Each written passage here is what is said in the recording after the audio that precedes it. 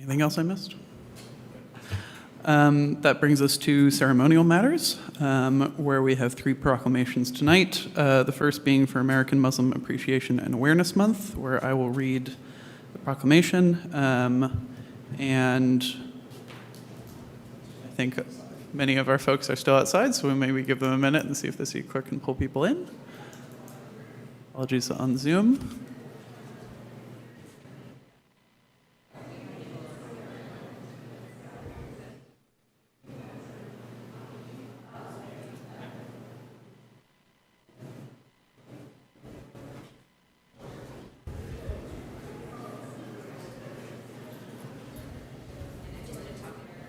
Evening, everyone. I will now go to that podium to read the proclamation and present it to the folks who are here to accept it, which I believe we have our AOSD Board of Education representative, Sadia Khan, as well as the families of Belal Salih Esa. So once I read the proclamation, if whoever's accepting would like to meet me up there.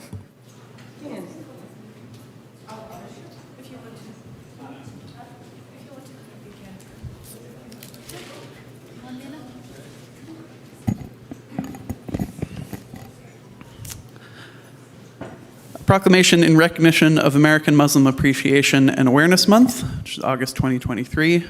Whereas enriched by the unparalleled diversity of its residents, the City of Albany takes great pride in supporting individual religious freedoms and is strengthened by the many varied religious, political, and cultural traditions and contributions of its diverse populations, including those that practice Islam. And whereas Muslims have been a part of U.S. history from the beginning and have contributed to the production of wealth and construction of the nation, they are also part of the rich history of the civil rights movement.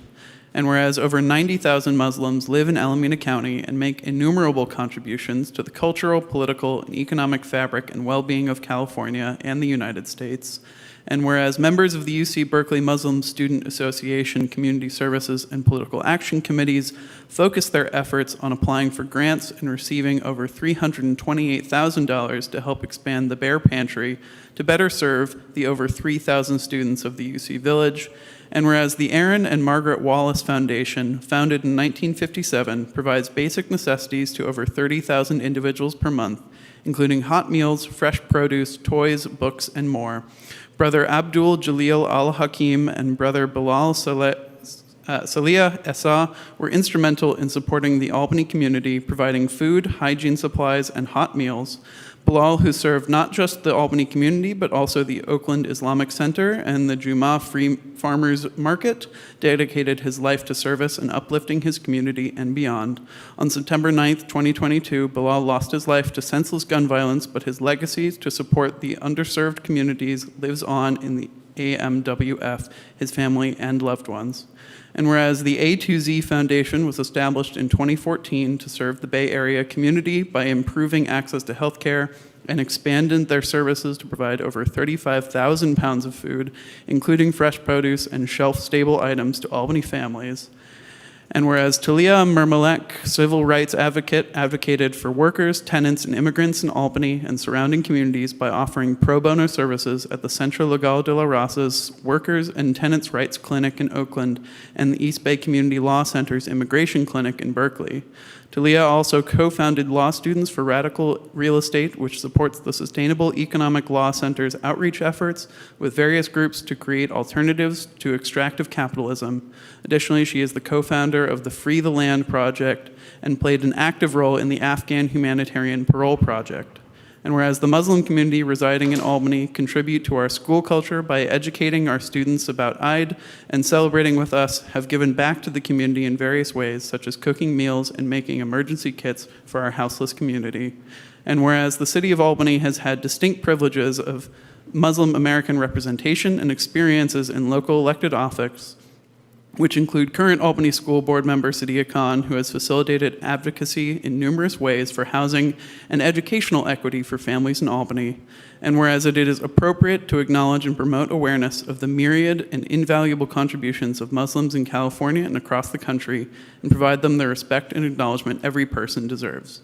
Now, therefore, be it proclaimed, the City of Albany does hereby recognize the California State designation of August 2023 as American Muslim Appreciation and Awareness Month to acknowledge the rich history, contributions, and guiding virtues of Muslims and to commend all Muslim communities in California for the lasting positive impact they have made towards the advancement of our city and country.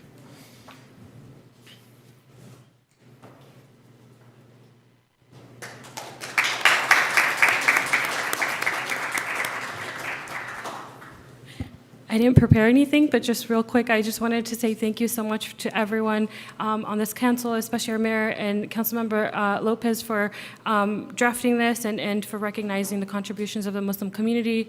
And, you know, we are a community that is very diverse, and it's wonderful just to see our city council recognize everyone. And so thank you so much for everything that you do.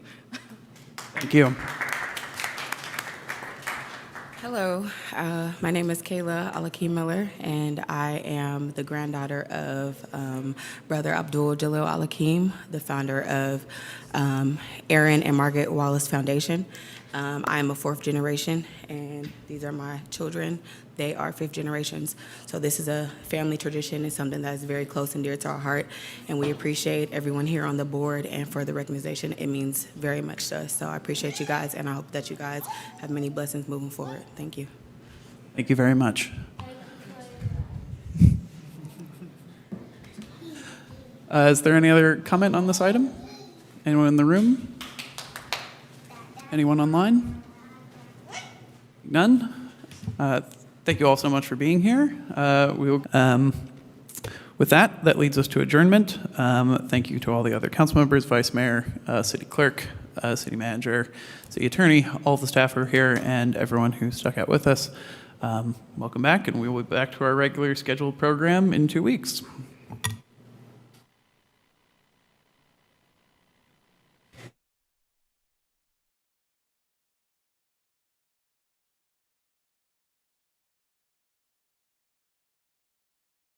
Tonight, as people arrive for evening prayers at the nearby mosque, some stop to talk and share memories of one of the victims who they say had a generous heart. KTVU's Jenna Katsuyama live in the newsroom with that, and also the new data, Jenna, on the Oakland police staffing as they do try to solve this case.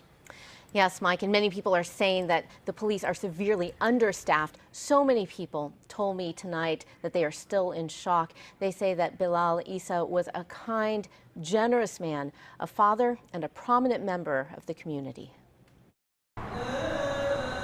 As people answered the call to evening prayers Wednesday night, hearts were heavy at the Oakland Islamic Center, feeling the pain and loss of Belal Esa, a well-loved member. Learning that he's no longer here is just shocking. Musa Komara says Esa was a dear friend who would collect food that nearby stores were throwing away and instead give them to those in need. Always a big smile, always smiling, making other people comfortable around, and it always was concerned about other people, not only the Muslim community, but people outside of the Muslim community, people that need help.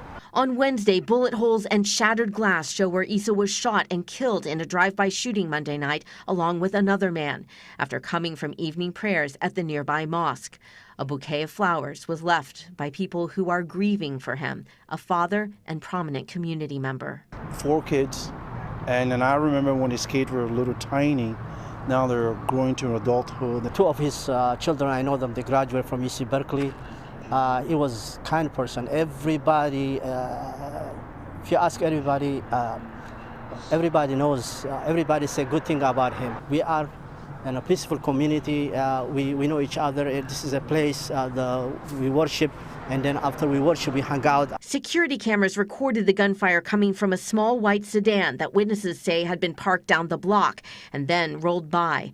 Police are asking for the entire Oakland community to help by sharing any cell phone or surveillance camera footage that might show the suspect's vehicle rolling through this or other parts of town. Many people are also calling for more resources for the Oakland Police Department, which is understaffed. Oakland police say they have had 91 homicides so far this year, and we've learned there are 15 police investigators assigned to handle those cases. These are senseless killing. People, a guy just went to the mosque and pray and getting ready to go visit his family, and that's his last day on the face of this earth. And tonight I spoke with Councilmember Carol Fife, who says her heart goes out to that family. She represents the district and is chair of the Public Safety Committee, and she says she had asked for more rolling patrols in her district but was denied. And she says any proposal to bring back CHP officers to help with patrols could be very costly. She is looking to try and find other solutions. Police have not yet released any information on suspects or the vehicle, and they really are hoping, Mike, that anyone with tips will call them and just help these families get justice. No doubt those tips need to come in. A devastating loss there for that neighborhood, for that community. Jana Katsuyama live in the newsroom. Jana, thank you.